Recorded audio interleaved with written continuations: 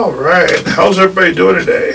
Hopefully everybody did pretty good for the weekend or whatever it was that the last one was up, because I'm hoping everybody did pretty good. So we got another new one. Mission Impossible Dead Reckoning 2001, 2003. Thought it was just came out, but it may have been last year. 2002-3. It's an action spy film with Tom Cruise. Tom Cruise was the producer of this one. Well, at least the new movie, it was a pretty good movie. It didn't have a lot of those weird politics in it, but Tom Cruise movies never did. Excuse me. I don't know what that was all about all of a sudden. But this one is, this one was a pretty good movie. They gave him a mission, and it was pretty good. He did a lot of stunts and acrobats. They jumped a motorcycle and destroyed it, let it crash and all that fun stuff. He flew onto a train. They destroyed a train to get a key part of it, and trying to stop the bad guys from having the good stuff. And you know how it goes with Tom Cruise movies. It was filmed, it was run through Italy and France, and they said they had to delay it for the virus. This was really an interesting movie, and then Tom Cruise got away. He got to fly around Ethan Hunt. Yeah, IMF Ethan Hunt. He got to fly around the country chasing his key down, and when they finally did find out where it came, where the key was, and he actually ended up getting it. And you know, they were stretching things awful thin there at the IMF from DC or wherever they were running it from. And it ended up being a pretty good movie. I mean, Tom Cruise never, oh, look at that. Tom Cruise never disappoints when he puts out a good movie, especially the ones that he directs, because the Mission Impossible series has become pretty good.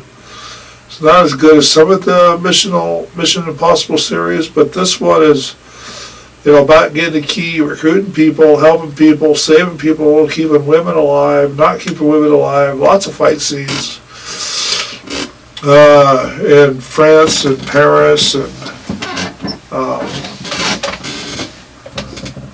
you know, in Venice, James Bond's favorite stomping grounds. He did a lot of fun down in there. It was a good movie. It'll keep you glued to the screen if you can actually watch it. Somebody's got they were trying to get the key to stop this big cyber weapon, because it was put into if I remember right, it was put into a submarine, and the submarine, it killed the submarine so it didn't have a place to hide. Then it invested itself into the global interweb, and then moved around. Sound familiar? It's a story that we've been telling since the interweb has been running around. They need to find out where because the key opens up the nest at the submarine to where the virus is at, and you know, a submarine on the bottom of the ocean that still has power because it's nuclear powered, and no crew members survived. The key got out of the submarine because it floated up with the soldiers. So they retrieved it. It's been running around the whole world, and you know, there's all kinds of people trying to buy it. It was actually a pretty good movie. I really enjoyed it. I would suggest you go watch it. So there's no real big politics, so if you want to show your kids rated R movies that are actually not preaching to you, this is the one you should try to see. So Paramount Pictures put this one out. Okay, so January 19th, 2002-3, it was released in Rome. And July 12th, 2023, it was released in the United States.